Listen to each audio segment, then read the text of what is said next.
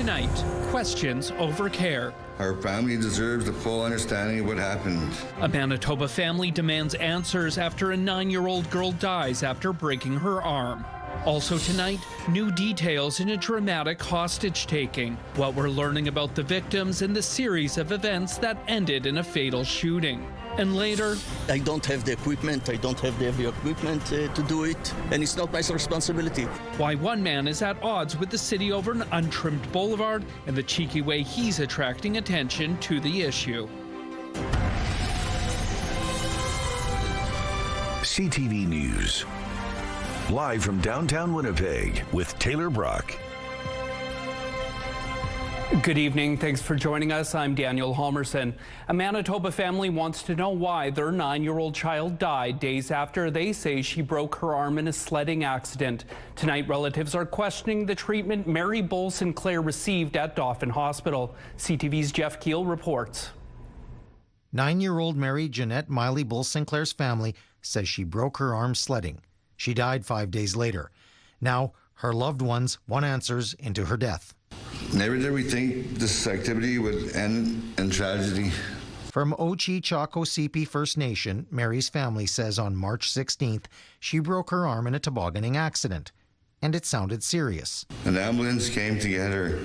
The paramedics told Mary's mom to get ready for a potential trip to Children's Hospital in Winnipeg. Instead, they say she was sent to Dauphin's Regional Hospital, where her arm was put in a sling, not a cast, and she was sent home. But the pain was so bad, they say Mary had to sleep sitting up. The family says a couple days later, she returned to the hospital, only to be sent home again with Tylenol and Advil. She stayed home in pain. Mary and her mother, Serena, cried together. Then on the 21st, they say Mary's chest appeared discolored, and she was sleeping on her broken arm. Her mom checked on her. This is when she cried out for help as she noticed Mary's fingers were turning purple and fluid was coming out of her mouth and her nose. An ambulance was called, but it was too late. The family says they are speaking out to get answers about her treatment. Many First Nations families continue to report experiences where they feel their concerns have been minimized, dismissed. In a statement to CTV News, Health Minister Uzoma Asaguera says the medical examiner is doing an in-depth autopsy, and the RCMP is also investigating the circumstances around Mary's death. Plus, the children's advocate could review the case too. The minister says out of respect for these investigations, it would be inappropriate to comment on the specific circumstances of Mary's care. The death of a child is a tragedy, and we understand why Mary's family is seeking answers. Mary is going to rest in peace once justice is served for her. Jeff Keel, CTV News, Winnipeg. The Prairie Mountain Health Region says it does not provide comment related to any client or patient's personal health information or care. Winnipeg police are appealing for information after a man was found dead over the weekend. Officers found the man's body outside a home in the 700 block of Stella Avenue around 8 Sunday morning. He's been identified as 32-year-old Jamie Raymond Asham, a member of Peguis First Nation who had been living in Winnipeg. Police were unable to say how he died, but his death is considered suspicious, and the homicide unit has taken over the investigation. Anyone with information is being asked to contact Winnipeg Police or Crime Stoppers. One person is recovering from serious injuries and 2 others are dead following a single vehicle crash in the Interlake Friday. It happened on Highway 68 near the intersection of Road 14 East near Arborg. Officers found the vehicle in the ditch with the driver still trapped inside. The 34-year-old woman from Arborg was airlifted to hospital with serious life-threatening injuries. Her 2 passengers, a 34-year-old woman and a 51-year-old man, also from Arborg, were ejected from the vehicle and pronounced dead at the scene. The cause of the crash is under investigation. New disturbing details tonight about Friday's frightening hostage-taking in St. James. Police now say 2 of the hostages were female youths, and the suspect was killed after being shot by officers. It all started after authorities learned of a man with outstanding warrants in the area.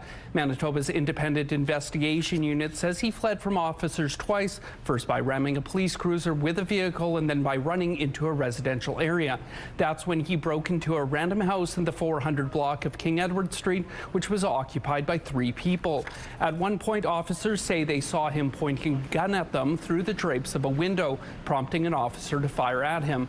About 20 minutes later, a man ran from the home and told officers 2 girls were still in the home and the suspect had threatened to kill them all. One girl was believed to be hiding on the main floor, while another was in the basement with the suspect. Tactical officers then rushed inside and rescued one girl, and afterwards noticed smoke billowing from the house. They rushed inside again and rescued the second girl, while the suspect escaped from the back of the home. Police say he was still carrying the firearm at that time and was fatally shot by officers. Authorities haven't released any information about his identity or what the warrants were for. The IIU says it's unable to provide any more information as the investigation is still unfolding. However, anyone who saw what happened or who has information or video footage is asked to give the IIU a call. Summer is here, and for many that means it's time to get the lawnmower back in action. But one Bridgewater resident is vowing not to mow his nearby boulevard. CTV's Harrison Shin explains why. Alex Hames has been living in Bridgewater since 2008, right next to what he calls a botanical garden. I decided that the only way that left in my hands is to protest, and this is my protest. This is my way to protest. Hames says the reason he calls it a garden is because he hasn't mowed it in a while, but he says that's completely the city's fault. If I will run my lawnmower, it will stuck. It will not work. Hames says the ground of the boulevard got packed due to the weight of heavy machinery from nearby construction, and he doesn't have necessary equipment to level the surface out. And even if he did, he says it isn't his responsibility. City expect me to mow the lawn when it's uneven ground, like from here to here. Hames says he contacted area councillor Janice Lukes and 311 to deal with the issue, but he says nothing has been done to level the boulevard. When that's done, he says he will be more than happy to mow it. I hope the botanic garden will not last for long after this interview. Harrison Shin, CTV News, Winnipeg. After speaking with CTV News, Hames says the City of Winnipeg bylaw enforcement officers served him with a notice of inspection due to the overgrown boulevard grass. A firefighter was taken to hospital while battling an overnight blaze in southwest Winnipeg this weekend. The city says crews were called to a commercial building in the 1500 block of Seal Avenue around 11 Sunday night. That's near the corner of McGilvery Boulevard and Waverly Street. They managed to bring it under control within about 4 hours, but at some point, a firefighter was taken to hospital in stable condition. The cause is still under investigation. A new report finds Manitoba is faring better than its prairie counterparts in managing poverty, despite serious gaps in some areas. A C- from a D- means that there's been progress. That's the overall grade Food Banks Canada gives Manitoba in its 2026 poverty report card. Improvements were made in income spent on fixed costs and housing affordability. The 37% of Manitobans who felt worse off than last year is also an improvement from the 41% in 2025. However, Manitoba doesn't fare as well for food insecurity or its poverty rate. Accessing health care along with government supports, which don't keep up with inflation, were also noted as negatives. The province received an F on all those fronts. Still, the majority of folks that are accessing our services are accessing employment and income assistance rates, which is a social safety net that is provided by the government that's still inadequate. That's one of the areas Harvest Manitoba and Food Banks Canada is calling for change. Canada was given a D+ overall grade, while Quebec received the highest provincial grade at a C. Manitobans in the Southern Health region are invited to jump on a telephone town hall Wednesday night to talk about measles. The province says public health officials will be on the call to provide an overview of the measles outbreak here in Manitoba, answer questions about the disease, and promote measles vaccinations. According to provincial data, as of Friday, there have been 589 confirmed cases of measles this year. The telephone town hall is scheduled for Wednesday at 6 p.m. To participate in the town hall, you must register on the Engage MB website. And here's our first look at tonight's weather right now here in Winnipeg. About 20 degrees out there under Fairly cloudy skies, feeling closer to 25 with the humidex. The wind out of the south-southeast at 11 clicks. The pressure's rising. The humidity is sitting at 75%. Tonight, dipping to around 16, clearing though overnight with the wind shifting a little bit to the southwest, at 15 kilometers per hour. And waking up tomorrow to around 19 degrees, mostly sunny skies with the wind out of the southeast at 10. Coming up, we'll have your complete Skywatch forecast, including when we could see a little bit of cool down. Wasps, large wasps, I found. Have you heard the buzz? You're not mistaken. Wasps are out early this year. We'll explain why when we return. RCMP are investigating the death of an 18-year-old man in northern Manitoba over the weekend. Mounties were called to a home in the community of Lynn Lake early Saturday morning for an unresponsive man. He was brought to the local nursing station where he was pronounced dead. Mounties say they were initially told he had been seriously injured in an ATV crash, but their investigation determined that was not true, and his death was the result of a homicide. Lynn Lake is located some 230 kilometers north of Flin Flon near the Saskatchewan border. Back in Winnipeg, a majority of drivers stopped as part of the Don't Drive High campaign earlier this year were impaired. That's according to a new report which says during the campaign in the first 4 months of the year, police conducted 258 stops, which resulted in 112 drug screening tests. It says 63% of those tested were under the influence of drugs. Police also reported 74 drug-impaired driving offenses during the first quarter and 175 alcohol-impaired offenses. Meantime, Winnipeg police were involved in fewer use of force encounters and shootings last year. Another report shows police used force in 780 instances in 2025, representing 0.31% of all calls they were sent to. That's 30 fewer than the 5-year average and the lowest rate since 2021. Officers were also involved in 2 shootings, resulting in 1 fatality. That's compared to a 5-year average of 4 shootings and 3 fatalities. Both reports will be presented during Friday's police board meeting. Well, have you heard a buzz when you've been outside lately? People in White Ridge have discovered a pest has returned to their backyards a little earlier than normal this year, and we're not talking about mosquitoes. Wasps have made the return alongside the recent extreme heat. CTV's Joseph Bernacki explains. Brian Strike is back working on his front lawn. It's going smoothly now, but the last time he tried to do this, he was interrupted by an unexpected pest. All of a sudden I felt a tickle on my arm and there's this huge wasp walking across. Strike quickly shooed it away before it could sting. It's not the only wasp he's come across in White Ridge over the last week. I pulled a window down and right at the top was a crusty wasp. Pretty sure it was fresh. Haven't really seen any bees, but yeah, it's usually bees you see first and then wasps come later. And he's not the only resident who's heard a buzz. James Ford lives down the road from Strike. Ford says he's had some wasps in his yard and even more at his cabin in West Hawk Lake. He says he's never seen this many so early in the season. I was blown away at how many wasps, large wasps, I found in the cottage, crawling around the floor, flying around. I had to kill a bunch of them, get rid of them.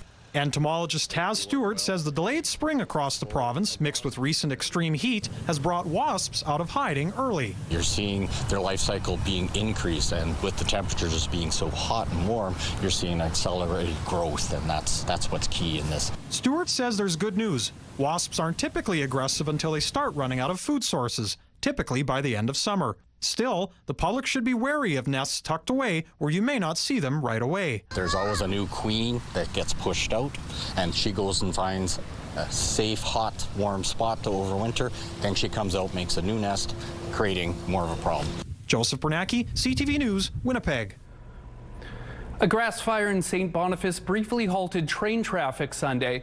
It broke out in Whittier Park near Archibald Street around 4:20 in the afternoon. Specialized wildland firefighting equipment and fire suppression backpacks were used to bring the blaze under control. No injuries were reported. You're reminded to follow fire safety tips, including not throwing cigarette butts into vegetation or from vehicles, and not to start open-air fires when wind speeds or gusts exceed 25 kilometers an hour. hour. Meantime, a vacant house fire in Winnipeg's Spence neighborhood is under investigation tonight. It broke out at a home in the 500 block of Sherbrooke Street at 6:30 Sunday morning, and this is the aftermath. You can see the side of the house almost entirely charred. Crews had to switch between offensive and defensive strategies to fight the fire, even using an aerial ladder to spray water from above. No injuries were reported. A subsidiary of Tesla is taking the Manitoba government to court over its exclusion from the province's electric vehicle rebate program. Tesla Motors Canada ULC filed a notice of application on Friday in the King's Bench of Manitoba. It alleges the exclusion is unreasonably and procedurally unfair and inconsistent with the program's objectives. The filing says the exclusion has unfairly and unreasonably deprived Manitobans who purchase qualifying Tesla vehicles of at least $560,000 in lost rebates. The company is asking the court to set aside the exclusion, order respondents to remove all references to it from its website within 14 days, and declare Tesla purchases, which would otherwise have qualified under the program, remain eligible. It says Tesla Canada has suffered substantial and unjustified harm, including lost market share and reputational harm. CTV News reached out to the province. A spokesperson declined to comment, saying the matter is before the courts. Chased by Sebastian Aho. Score! Just 33 seconds. Coming up, the Manitobans vying for Lord Stanley's Cup, and we'll have your complete Skywatch forecast when we return.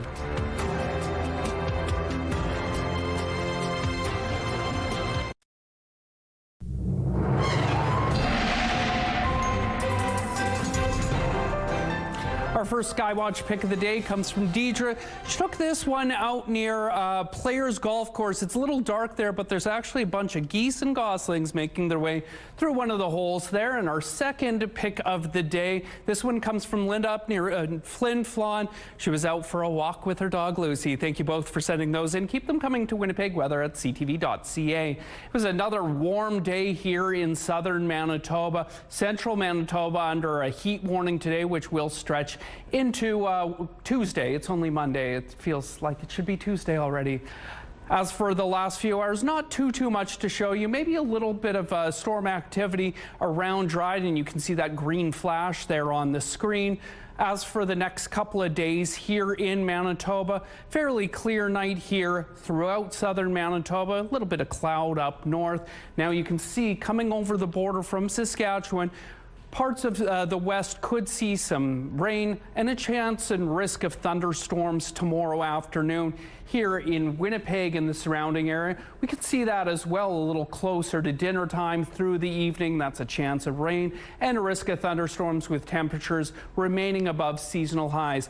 Central Manitoba under a heat warning for much of Tuesday. That should clear out later in the day. Well, in the north could see some scattered showers as well. And just over the border in Ontario, could see a scattered shower here or there as well. Wednesday waking up a little cloudier as temperatures dip down for a couple of days as well. But again, a chance of some scattered showers and risk of thunderstorms throughout parts of the province as we move through the midweek. As for around here in Manitoba, tonight up north, -15 in Island Lake, under somewhat cloudy skies. 8 tonight in Churchill, dipping down tomorrow throughout the day to 2 degrees under mainly cloudy skies. Chance of some rain out in Thompson, high at 29. In the northwest, +16 in the Paw tonight under clear skies, getting up to 20 in Lynn Lake tomorrow. Cloudy skies throughout that region, but a little less of a chance of some showers. To our west, down in Brandon and the surrounding area, chance of some thunderstorms in Dauphin tonight. And as I mentioned earlier, chance of showers, risk of thunderstorms throughout that region tomorrow. As we look through Winnipeg and the surrounding area, temperatures around 13, 14, 15 degrees tonight, getting up into the high 20s tomorrow under a mix of sun and cloud. That chance of rain later in the day. And just over the border in northwest Ontario, 13 throughout the region tonight, getting up to 29 tomorrow. Lots of sunshine in Dryden. And a quick look at your 7-day forecast. Wednesday, high of 22 here in Winnipeg. Showers likely. Less of a chance of rain on Thursday, 19. 22 on Friday, and then the sun and heat comes back up over the weekend. The Carolina Hurricanes and Vegas Golden Knights square off in Game 1 of the Stanley Cup Final tomorrow night, and there are plenty of Manitobans to be rooting for. Chased by Sebastian Aho. Score! Just 33 seconds in. Winnipeg's Seth Jarvis is playing in the Stanley Cup Final for the first time alongside teammate Jordan Martinook, who hails from Brandon. On the other side, Golden Knights captain, Winnipegger Mark Stone, is looking to lead his club to a second Stanley Cup win. He's joined by Oakbank's Brett Howden and Brandon's Keegan Colasar. Puck drop from Raleigh, North Carolina goes at 7 Central. It's the spring and summer where we're seeing hundreds of baby animals coming in, but mostly baby bunnies. Why an animal rescue is close to capacity and why you should call them before bringing a baby into care. Kildonan Park was the point of empowerment for Manitobans with multiple sclerosis Sunday. It was one of 50 locations across the country hosting the annual event, raising awareness and funds for patients and research. More than 800 people gathered at the park. This year, the event aimed to raise more than $210,000 for Winnipeg. One volunteer with MS says the event isn't just about fundraising and awareness, but also finding community. It's incredibly meaningful for people to be able to be open, to feel they can share their disease with their friends and family and have that support, and also for the friends and family to come and do something positive. And we have our research team here, we have MS Canada team here, so it's a really wonderful, empowering way. MS is a disease of the central nervous system impacting brain, spinal cord, and optic nerve. Right now, there is no cure for it, but treatments are available to limit the relapses and impact from the disease. The Wildlife Haven Animal Rescue is close to capacity when it comes to baby bunnies, and not all of them should be there. The nonprofit says while Manitobans' intentions are good, often the bunnies are not abandoned or orphaned, and bringing them in for care separates them from their mothers. Wildlife Haven says just last week its medical team examined a litter and found their stomachs were full of milk, meaning they had just been fed hours before. The organization wants you to know most mothers leave their nests during the day in order to keep predators from spotting their babies. They only visit at dusk and at dawn. Once we get the bunnies in our care, they're with us for 3 to 4 weeks, and they require, depending on the age, they require maybe 5 to 6 to maybe even 7 feedings per day. So it's taking a lot of staff resources just to feed these bunnies. And rabbits, because they're a prey species, they're a very stressed animal to begin with. So in care with humans in this environment, it can be very stressful for the animal themselves. The organization says you should only intervene if babies are visibly injured or cold, you know for a fact their mother is deceased, or if a domestic pet dug up the nest. If you're unsure, you can contact Wildlife Haven to help figure it out. Still to come, downtown Winnipeg gets a taste of Asian heritage. And we'll break down tomorrow's forecast next. Women's clothing provided by RW & Company. Salon services provided by S&T Spa Salon. A quick look at your Tuesday forecast. Waking up mostly sunny, 19 degrees, getting up to 28 in the afternoon. Chance of showers and risk of thunderstorms around dinner time with a high of 27. Memorial Park got a taste of Asia this weekend. The popular event took over the space, which served as a finale for Asian Heritage Month. About 70 food vendors, 50 artisans, and some ethnic community booths were also there. This year marks the 4th year since the festival started, and event organizers say it keeps getting bigger and bigger. For me, it is the food, because the food that make us really miss back home, the specialty, and also some of the dances and the entertainment, some cultural dances that we can watch for the 2 days of the event. Organizers say if the festival outgrows Memorial Park's capacity, they'll find a new location to continue the festival. That food looks so good. Well, that's going to do it for us tonight. Thanks for watching. We'll see you back here soon. Good night.